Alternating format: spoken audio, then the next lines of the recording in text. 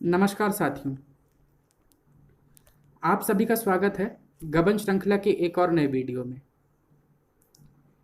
अगर आपने अभी तक इस कहानी के पिछले भाग ना देखे हों तो डिस्क्रिप्शन में जाकर पहले उन भागों को देखें, उसके बाद इस कहानी को आगे सुनें।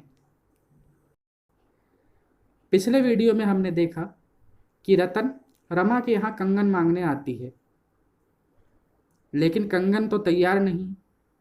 गंगू कंगन बनाने से मना कर चुका है।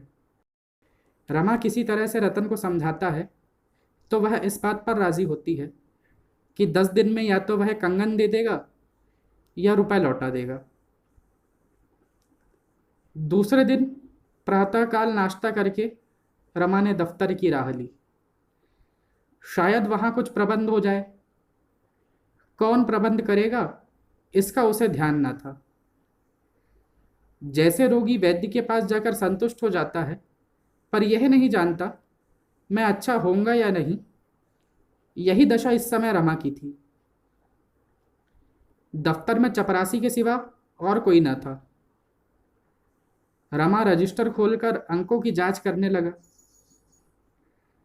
कई दिनों से मीज़ान नहीं दिया गया था, पर बड़े बाबू के हस्ताक्षर मौजूद थे।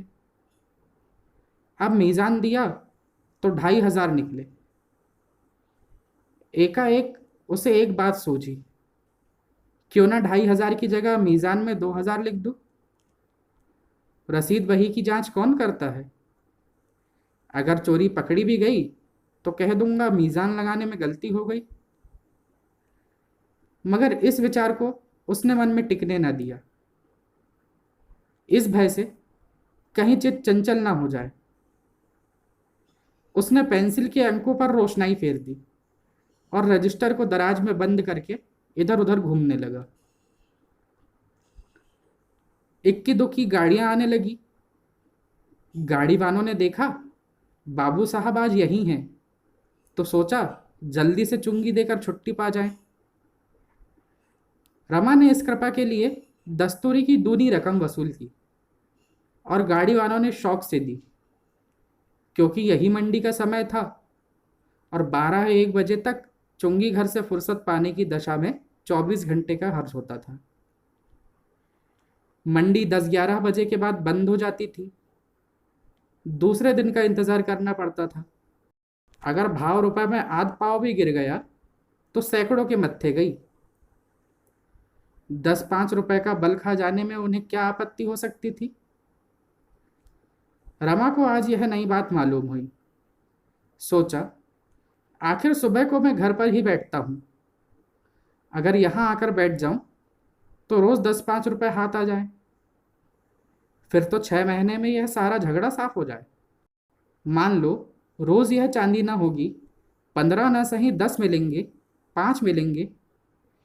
अगर सुबह को रोज 5 रुपए मिल जाए और इतने ही दिन भर में मिल जाए तो 5-6 महीने में ऋण मुक्त हो जाऊं।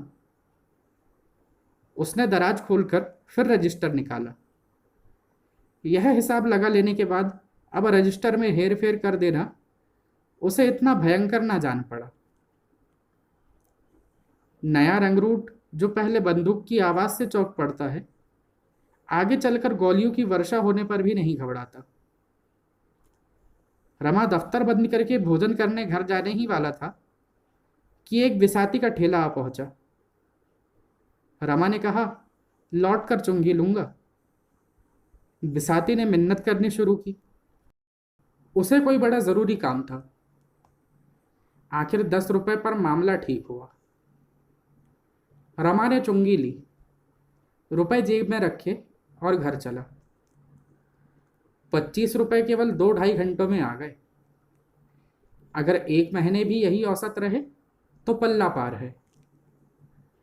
उसे इतनी खुशी हुई कि यह भोजन करने घर ना गया। बाजार से भी कुछ नहीं मंगवाया। रुपए भुनाते हुए उसे 1 रुपया कम हो जाने का ख्याल हुआ। वह शाम तक बैठा काम करता रहा। 4 रुपए और वसूल हुए। चिराग जले वह घर चला तो उसके मन पर से चिंता और निराशा का बहुत कुछ बोझ उतर चुका था।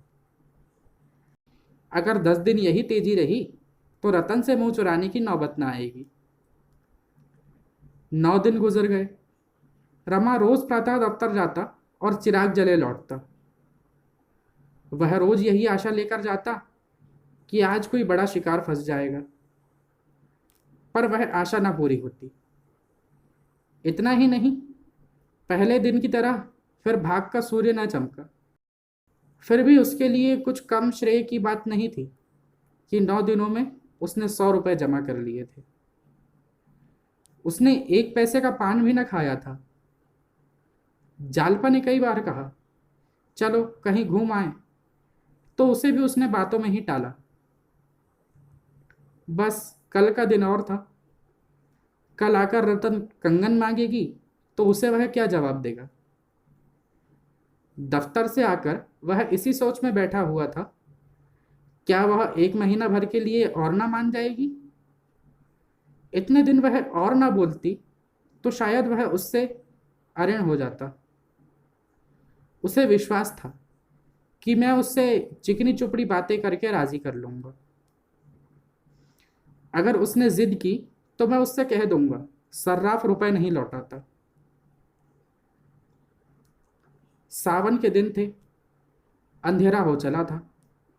रमा सोच रहा था रमेश बाबू के पास चलकर 2-4 बाजियां खेलाऊं, मगर बादलों को देख देख रुक जाता था।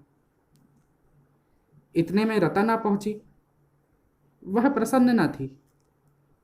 उसकी मुद्रा कठोर हो रही थी। आज वह लड़ने के लिए घर से तैयार होकर आई है और मुरब्बत और मुलाहजे की कल्पना को भी कोसों दूर रखना चाहती है। जालपा ने कहा, तुम खूब आई। आज मैं भी जरा तुम्हारे साथ घूम आऊंगी। इन्हें काम के बोझ से आजकल सिर उठाने की भी फुर्सत नहीं है। रतन ने निष्ठुरता से कहा, मुझे आज बहुत जल्द घर लौट जाना है। बाबूजी को कल की याद दिलाने आई हूं। रमा उसका लटका हुआ मुंह देखकर ही मन में सहम रहा था। किसी तरह उसे प्रसन्न करना चाहता था। बड़ी तत्परता से बोला, जी हाँ, खूब याद है। अभी सर्राफ की दुकान से चला आ रहा हूं। रोज सुबह शाम घंटे भर हाजिरी देता हूं, मगर इन चीजों में समय तो बहुत लगता है। दाम तो कारीगरी के हैं, मालियत देखिए तो कुछ नहीं। 2 आदमी लगे हुए हैं, पर शायद अभी 1 महीने से कम में चीज तैयार ना हो। पर होगी लाजवाब, जी खुश हो जाएगा। पर रतन जरा भी न पिघली। तिनक कर बोली, अच्छा, अभी महीना भर और लगेगा? ऐसी कारीगरी है कि 3 महीने में पूरी ना हुई। आप उससे कह दीजिएगा मेरे रुपए वापस कर दे। आशा के कंगन देवियां पहनती होंगी, मेरे लिए जरूरत नहीं। रमानाथ बोला, 1 महीना ना लगेगा, मैं जल्दी ही बनवा दूंगा। 1 महीना तो मैंने अंदाजन कह दिया था। अब थोड़ी ही कसर रह गई है। कई दिन तो नगीने तलाश करने में लग गए। रतन बोली, मुझे कंगन पहनने ही नहीं है भाई। आप मेरे रुपए लौटा दीजिए बस। सुनार मैंने भी बहुत देखे हैं। आपकी दया से इस वक्त भी 3 जोड़े कंगन मेरे पास होंगे, पर ऐसी धांधली कहीं नहीं देखी। धांधली के शब्द पर रमा तिलमिला उठा। धांधली नहीं, मेरी हिमाकत कहिए। मुझे क्या जरूरत थी कि अपनी जान संकट में डालता। मैंने तो पेशगी रुपए इसलिए दे दिए कि सुनार खुश होकर जल्दी से बना देगा। अब आप रुपए मांग रही हैं, सर्राफ रुपए नहीं लौटा सकता। रतन ने तीव्र नेत्रों से देखकर कहा, क्यों, रुपए क्यों ना लौटाएगा?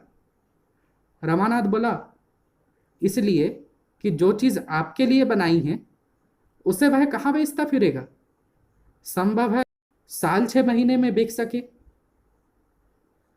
सबकी पसंद एक सी तो नहीं होती। रतन ने त्योरिया चढ़ाकर कहा, मैं कुछ नहीं जानती। उसने देर की है, उसका दंड भोगे। मुझे कल या तो कंगन ला दीजिए या रुपए। आपसे यदि सर्राफ से दोस्ती है, आप मुलाहिजा और मुरव्वत के सबब से कुछ ना कह सकते हो तो मुझे उसकी दुकान दिखा दीजिए।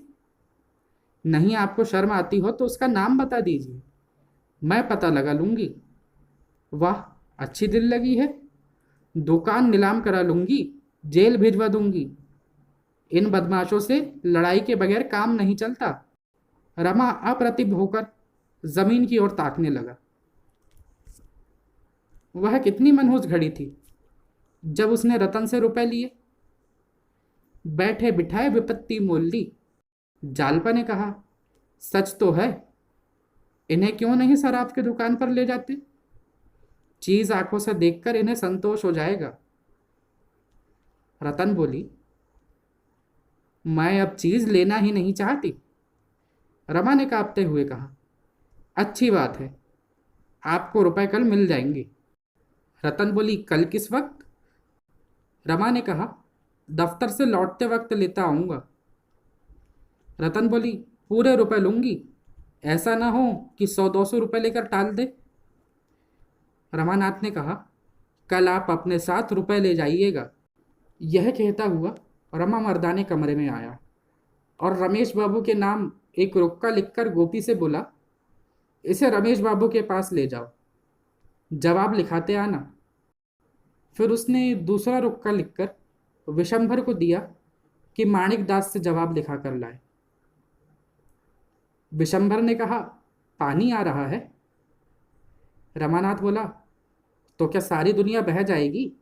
दौड़ते हुए जाओ। विशंभर ने फिर पूछा, और वह जो घर पर ना मिले? रमानाथ बोला, मिलेंगे, वह इस वक्त कहीं नहीं जाते। आज जीवन में पहला अवसर था कि रमा ने दोस्तों से रुपए उधार मांगे। आग्रह और विनय के जितने शब्द उसे याद आए उनका उपयोग किया।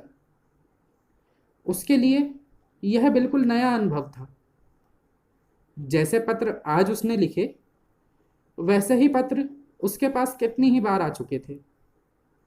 उन पत्रों को पढ़कर उसका हृदय कितना द्रवित हो जाता था, पर विवश होकर उसे बहाने करने पड़ते थे। क्या रमेश बाबू भी बहाना कर जाएंगे? उनकी आमदनी ज्यादा है, खर्च कम। वह चाहें तो रुपए का इंतजाम कर सकते हैं। क्या मेरे साथ इतना सलूक भी ना करेंगे? पर अब तक दोनों लड़के लौटकर नहीं आए। वह द्वार पर टहलने लगा। रतन की मोटर अभी तक खड़ी थी। इतने में रतन बाहर आई और उसे टहलते देखकर भी कुछ बोली नहीं। मोटर पर बैठी और चल दी। दोनों कहाँ रह गए अब तक? कहीं खेलने लगे होंगे। शैतान तो है, जो कहीं रमेश रुपए दे दे तो चांदी है। मैंने 200 नाहक मांगे, शायद इतने रुपए उनके पास ना हो। ससुराल वालों की नोच खसोट से कुछ रहने भी तो नहीं पाता। माणिक चाहे तो 1500 दे सकता है, लेकिन देखा चाहिए, आज परीक्षा हो जाएगी। आज अगर इन लोगों ने रुपए न दिए तो फिर बात भी ना पूछूंगा। किसी का नौकर नहीं हूं कि जब वह शतरंज खेलने को बुलाए तो दौड़ा चला जाऊं। रमा किसी की आहट पाता तो उसका दिल जोर से धड़कने लगता था। आखिर विशंभर लौटा। माणिक ने लिखा, आजकल बहुत तंग हूं, मैं तो तुम्ही से मांगने वाला था। रमा ने पुर्जा फाड़कर फेंक दिया। मतलब ही कहीं का। अगर सब इंस्पेक्टर ने मांगा होता तो पुर्जा देखते ही रुपए लेकर दौड़े जाते। खैर, देखा जाएगा। चुंगी के लिए माल तो आएगा ही, इसकी कसर तब निकाल ली जाएगी। इतने में गोपी भी लौटा। रमेश ने लिखा था, मैंने अपने जीवन में 2-4 नियम बना लिए हैं और बड़ी कठोरता से उनका पालन करता हूं।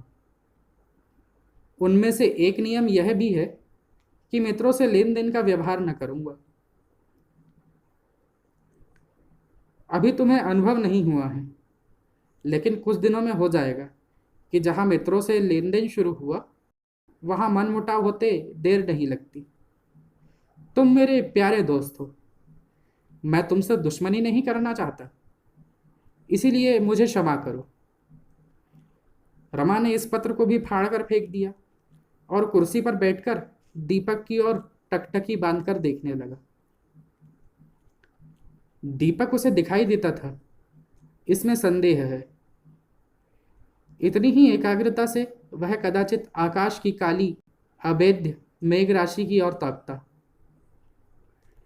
मन की एक दशा वह भी होती है जब आंखें खुली होती है और कुछ नहीं सूझता, कान खुले रहते हैं और कुछ नहीं सुनाई देता। आज की कहानी को यहीं विराम देते हैं। अगर आपको यह कहानी अच्छी लगी हो तो कृपया इसे लाइक और शेयर करें। हमारे चैनल को सब्सक्राइब करना ना भूलें। कल फिर मिलेंगे इसके आगे की कहानी के साथ इसी चैनल पर। तब तक के लिए धन्यवाद।